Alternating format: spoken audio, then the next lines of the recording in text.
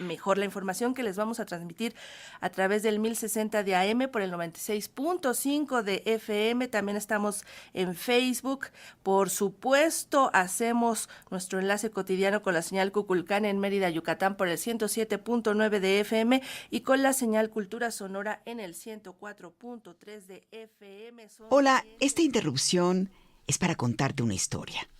Como sabes, la estación que escuchas se llama Radio Educación. Es probable que hayas llegado aquí porque un día le estabas cambiando al radio y de pronto, ¡zas!, escuchaste esa canción que te gusta. O tal vez llamó tu atención el comentario que lanzó un locutor. O quizás reconociste la voz de esa escritora que admiras o a la banda que te lleva a viajar por tus emociones en cada canción. Tal vez llegaste a Radio Educación navegando en la web o te encontraste nuestras series en alguna plataforma para escuchar podcasts. O a lo mejor te pasó lo que a mí. Mi papá siempre sintonizaba esta estación cuando subíamos a su coche. O lo que a mí, una de mis maestras de prepa decía que en Radio Educación había programas y música que no sonaban en otras estaciones.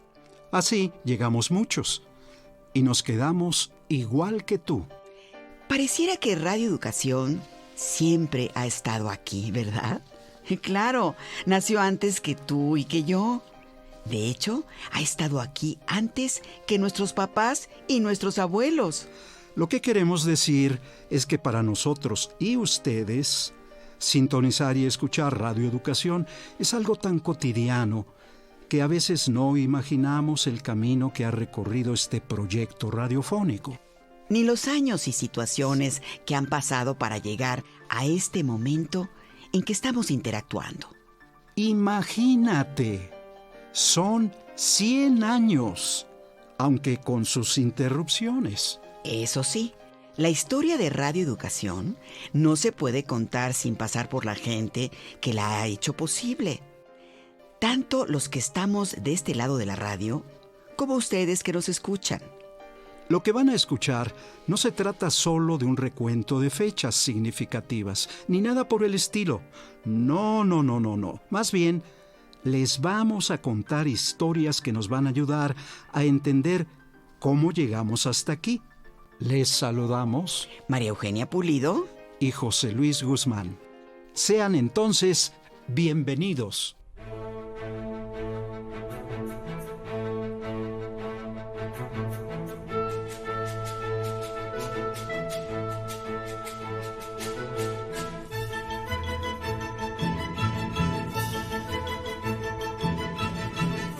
Esto es Aquí en Radio, un recorrido sonoro por la historia de Radio Educación.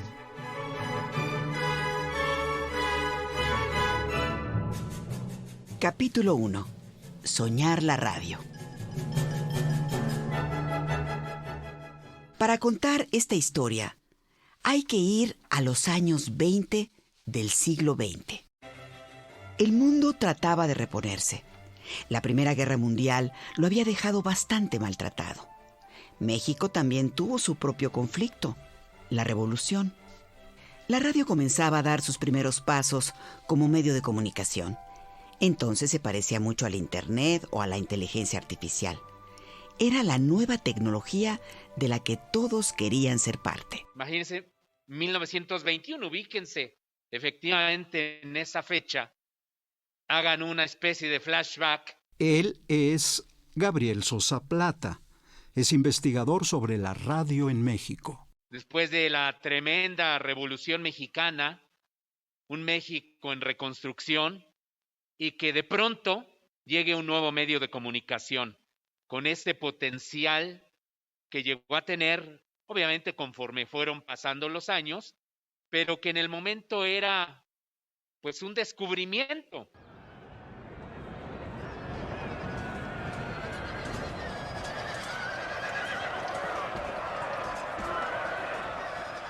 La Revolución Mexicana duró 10 violentos años. Pero en 1920, por primera vez, se llevó un proceso electoral en paz. El nuevo presidente era un personaje al que le gustaba mandar y quería ser la figura central en esa época de restauración. Hablamos de Álvaro Obregón. A él le tocó continuar la pacificación iniciada por Adolfo de la Huerta y comenzar la modernización de un país que era básicamente rural y analfabeta. Así que promovió varias reformas. Una de ellas, la creación de la Secretaría de Educación Pública, la SEP.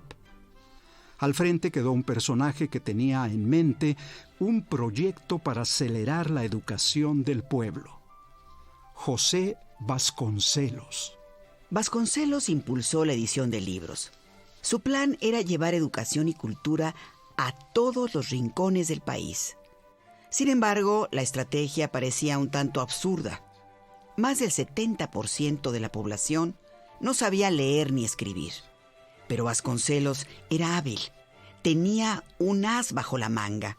José Vasconcelos consideró a la radio como uno de sus aliados fundamentales para abatir el analfabetismo que reinaba en nuestro país por aquellos años. Y la radio podía ser uno de los medios que contribuyeran no solo al crecimiento de cada vez más lectoras y lectoras, sino también llevarles la cultura. Y por eso José Vasconcelos, desde un principio, dijo: yo quiero que la Secretaría de Educación Pública tenga su propia radiodifusora.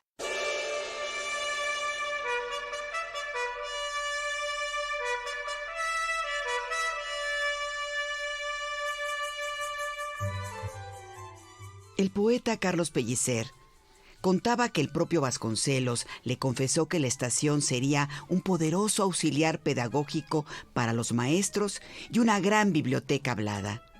Y como Vasconcelos dejaba la capital muy seguido para supervisar la implementación de su campaña educativa, autorizó que en su oficina se realizaran ensayos de telefonía inalámbrica.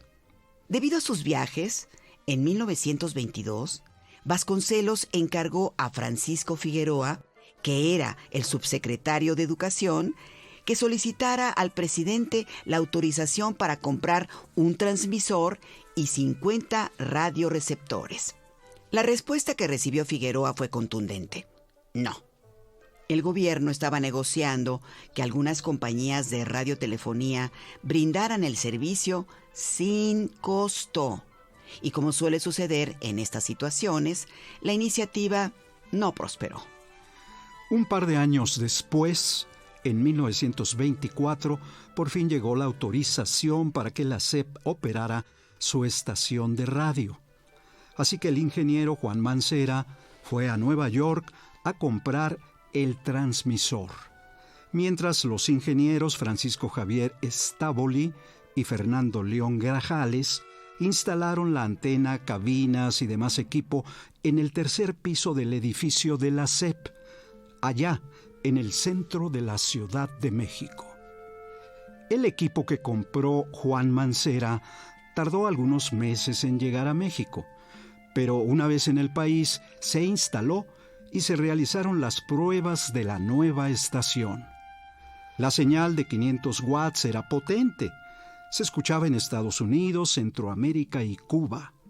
Hoy, con lo saturado que está el espacio radioeléctrico, la antena de transmisiones de una estación en AM de 500 watts de potencia, con suerte alcanza a cubrir unos 10 kilómetros. Al final de 1924, la Secretaría de Educación Pública estaba lista para lanzar oficialmente su estación de radio, la CYE, siglas de Cultura y Educación, aunque días después fueron cambiadas por CZE. Así es como nace un 30 de noviembre, ya no le tocó a él inaugurarla. Gabriel se refiere a José Vasconcelos. En julio de ese año, Vasconcelos dejó el gobierno de Obregón para contender por la gubernatura de Oaxaca como candidato independiente. Sin embargo, hubo otro motivo. Meses antes, Vasconcelos había presentado su renuncia como secretario.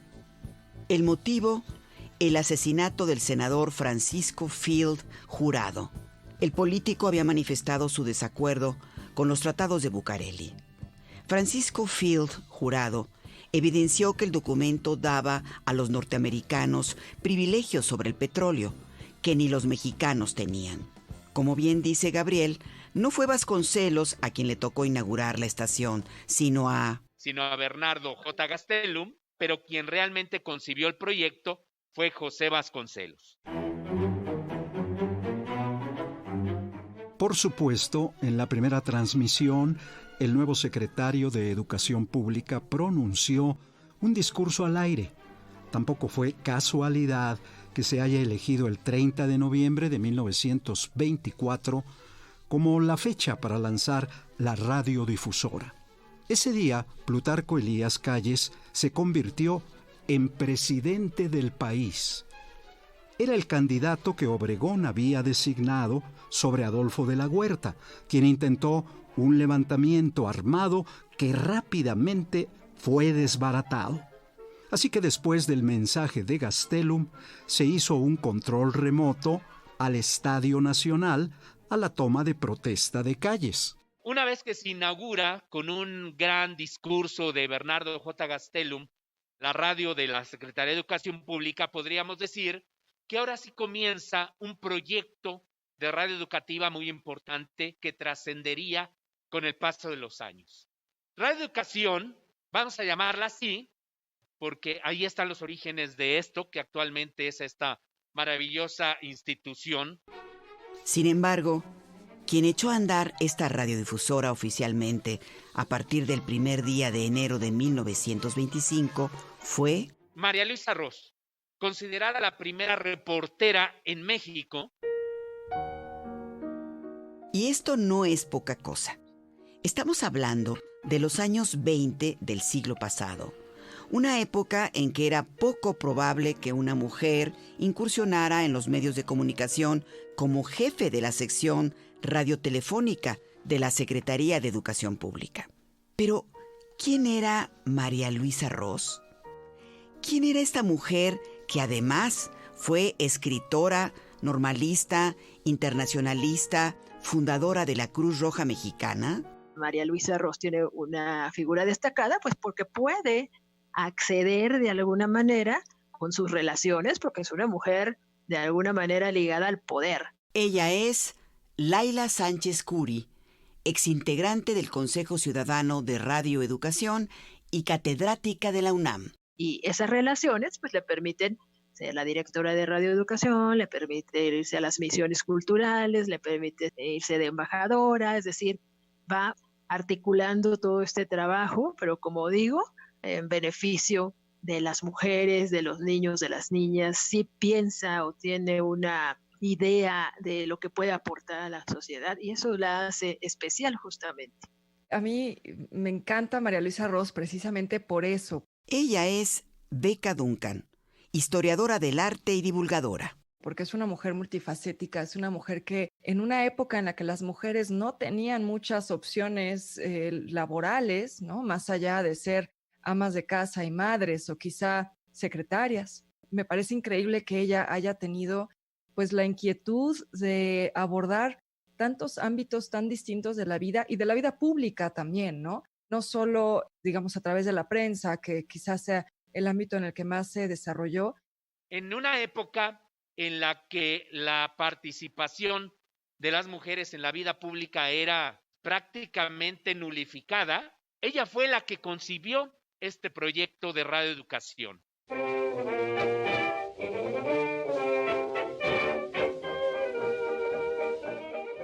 El primer reto de María Luisa Ros y la nueva radiodifusora fue familiarizar a la audiencia con los contenidos.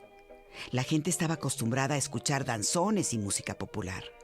Los programas hablados básicamente eran de corte comercial o lecturas de noticias del periódico.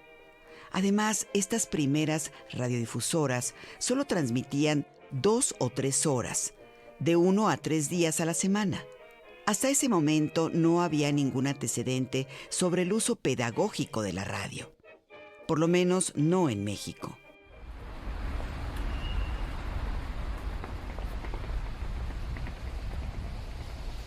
En 1925, Estados Unidos contaba con más de 120 estaciones educativas.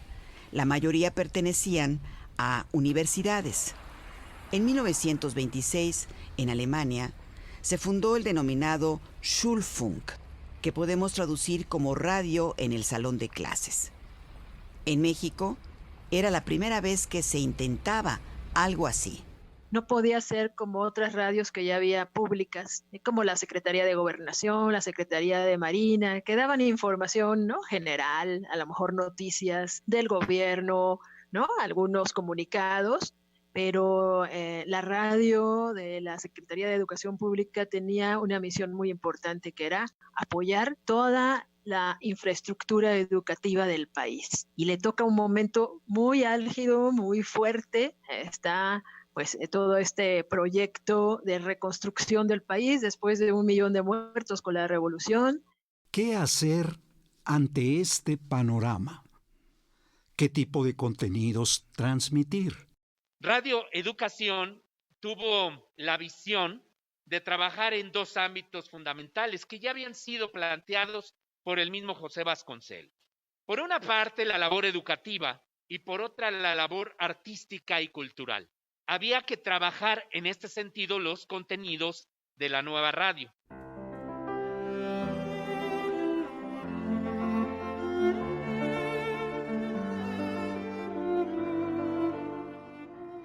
Esos primeros contenidos fueron diseñados por Joaquín Beristain, que era el director de Cultura Estética del Departamento de Bellas Artes.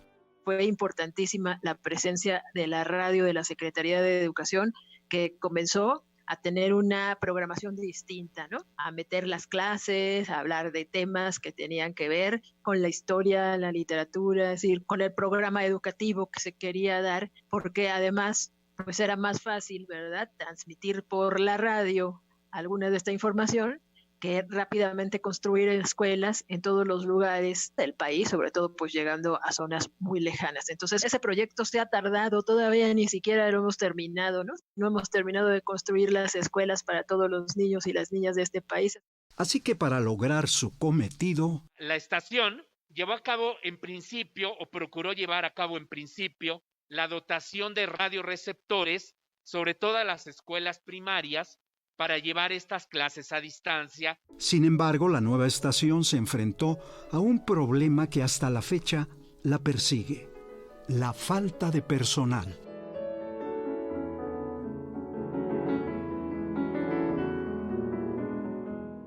No solo eso, necesitaba expertos en las diferentes materias que impartiría.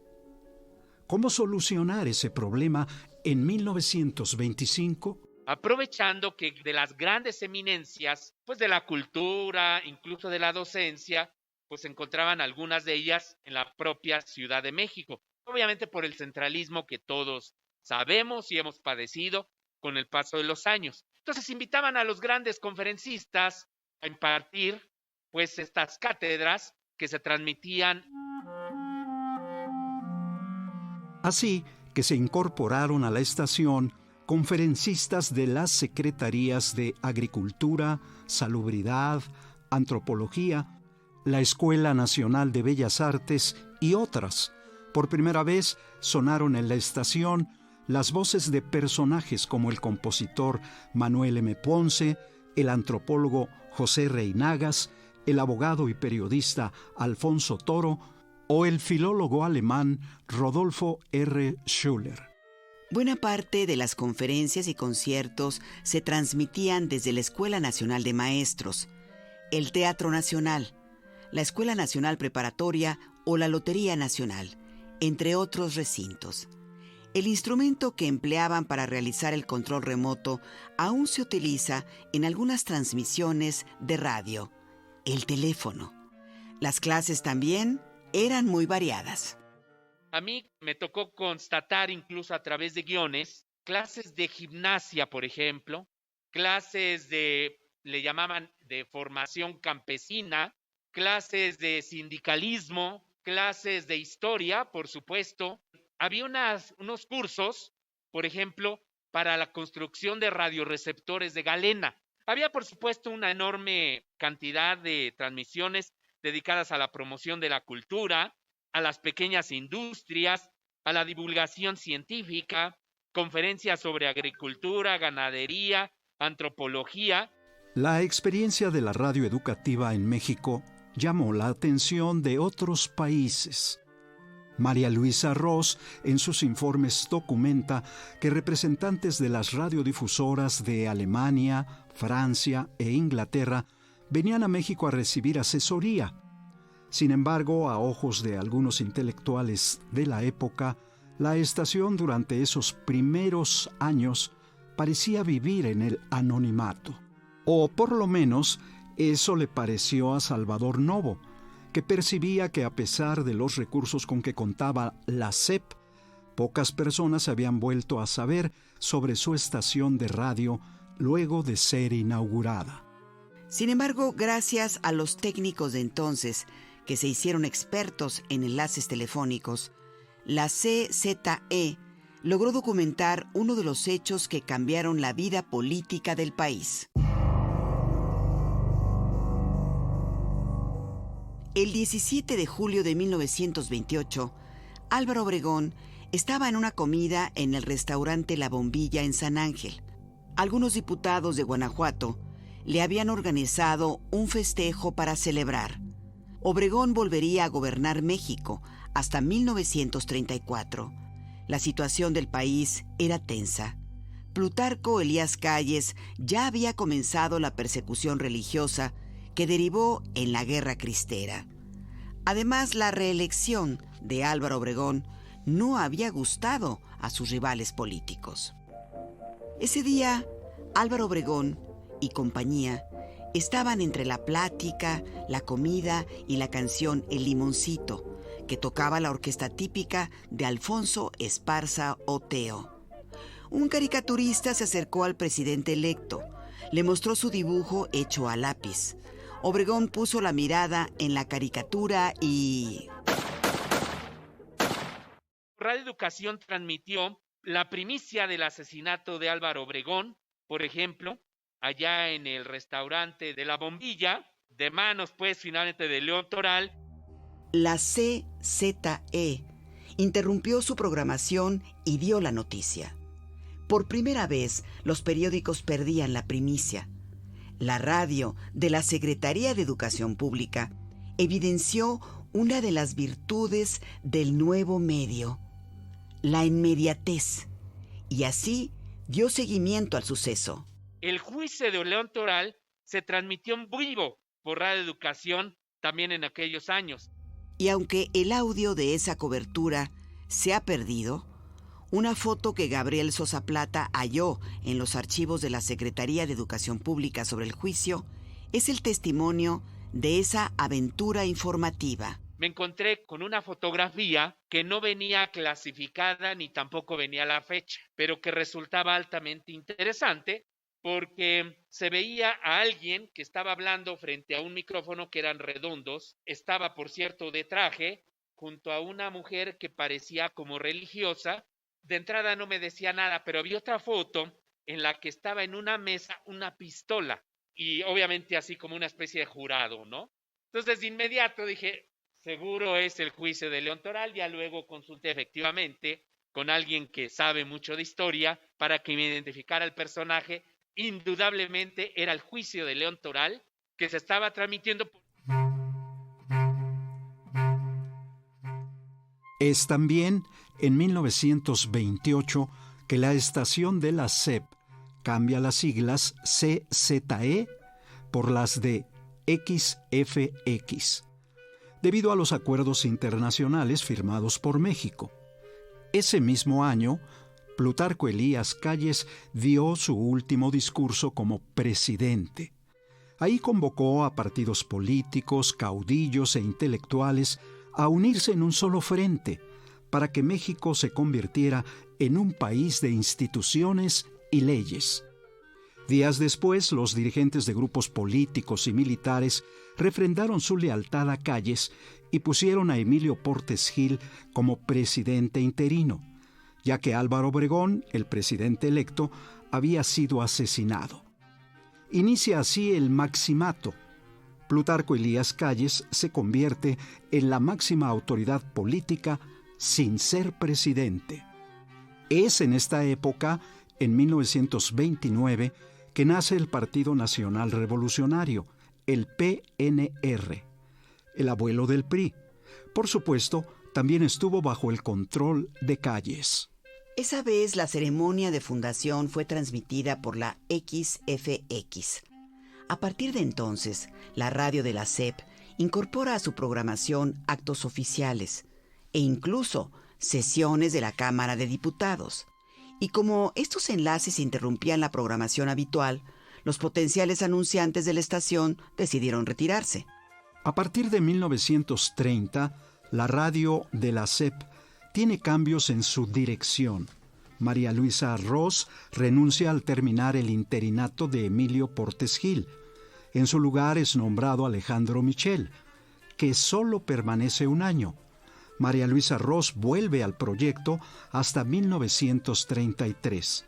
Es entonces que el jefe de redacción de la XFX, un joven escritor de 29 años, toma las riendas de la estación. En los años 30 llegó Agustín Yáñez a ser el jefe de esta radio y fue la época de mayor esplendor porque ya también había una experiencia previa con todo el trabajo que hizo María Luisa Ross en años previos. El mismo Agustín Yáñez le tocó reinaugurar la emisora y es cuando se dio ya un impulso notable a esto que les estoy diciendo, por ejemplo, de los radioteatros y al mismo tiempo con la transmisión de muchísimos conciertos. La propia radio llegó a tener su propia orquesta, que era la Orquesta Radiofónica XFX, bajo la dirección de Eduardo Hernández Moncada. La misma radio es donde se estrenó esta magnífica obra de Silvestre Revueltas, 8 por radio. Participaron, entre otros, Rodolfo Isigli, que fue director escénico, traductor y actor en la radio de Educación Pública,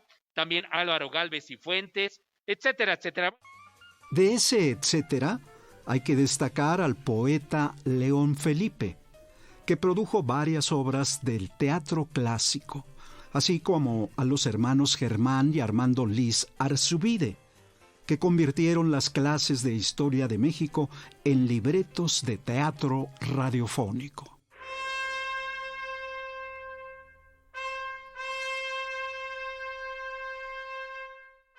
Es en este período que Germán Liz Arzubide escribe una de las piezas emblemáticas del movimiento estridentista, así como de la literatura y la radio mexicanas.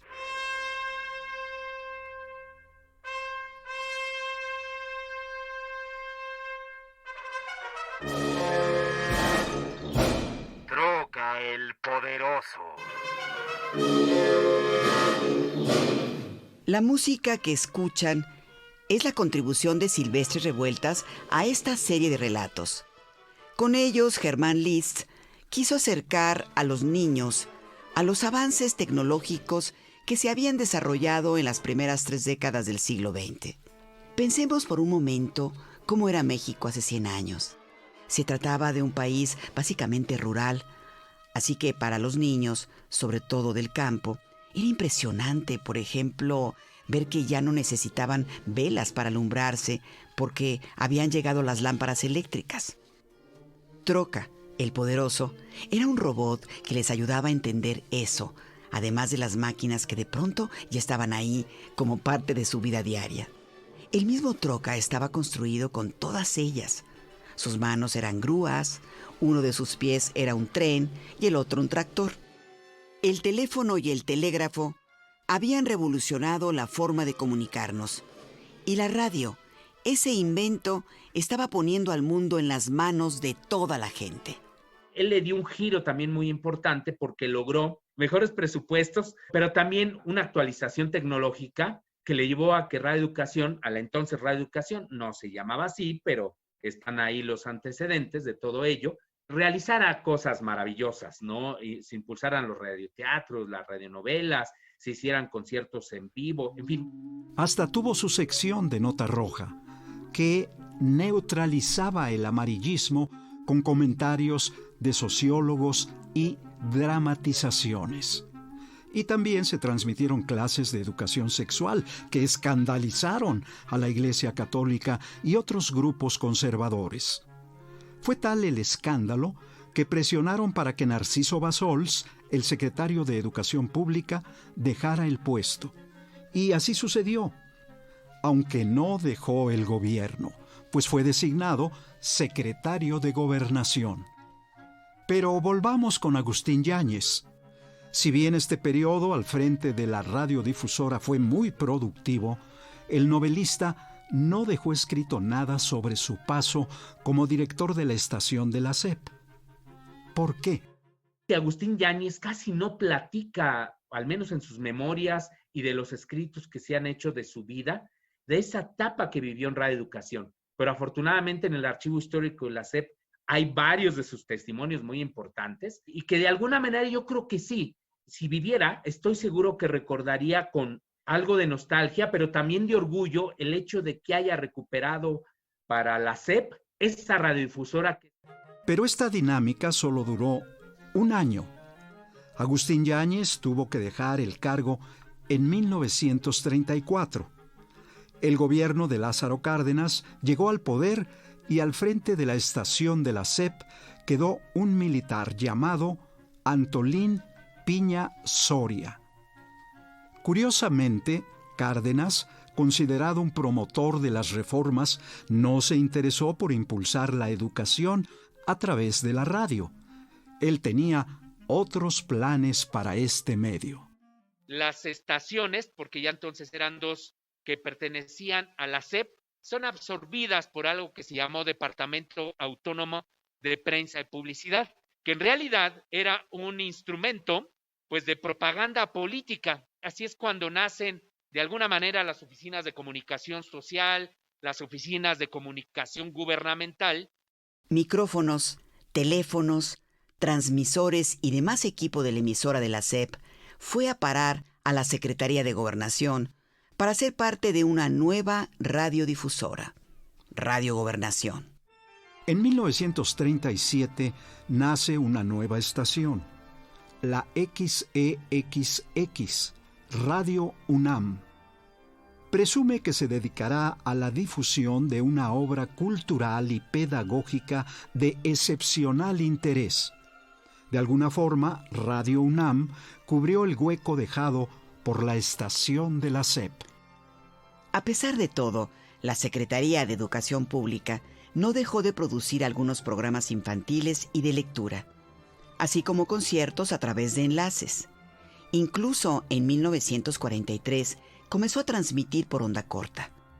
Es entonces que adquiere el nombre de Radio Educación y las siglas que la identifican, XEEP. Pero ya nada era igual. La radio que llevaría educación y cultura a toda la población había terminado hace mucho sus días de gloria.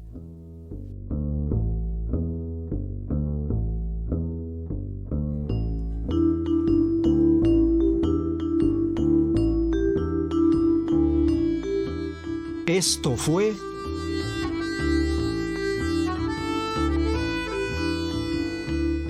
Aquí en Radio, un recorrido sonoro por la historia de Radio Educación.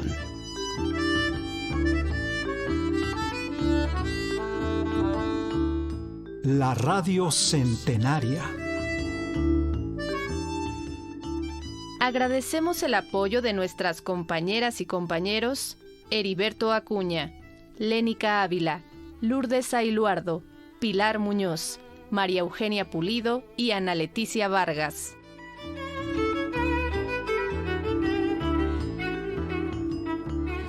En el equipo de producción, Servicio Social Gala García, Jesús González, Sara Soledad, Daniel Xolotl y Miriam Castro. Ingeniero de audio Luis Luna. Musicalización Heréndira Salazar. Asistencia de producción y voz, Alma Lilia Martínez. Asistencia de producción, Jocelyn Vega. Edición, Jorge Humberto Chávez. Conducción, María Eugenia Pulido y José Luis Guzmán. Guión e investigación, Memo Bautista. Producción y coordinación general, Laura Elena Padrón.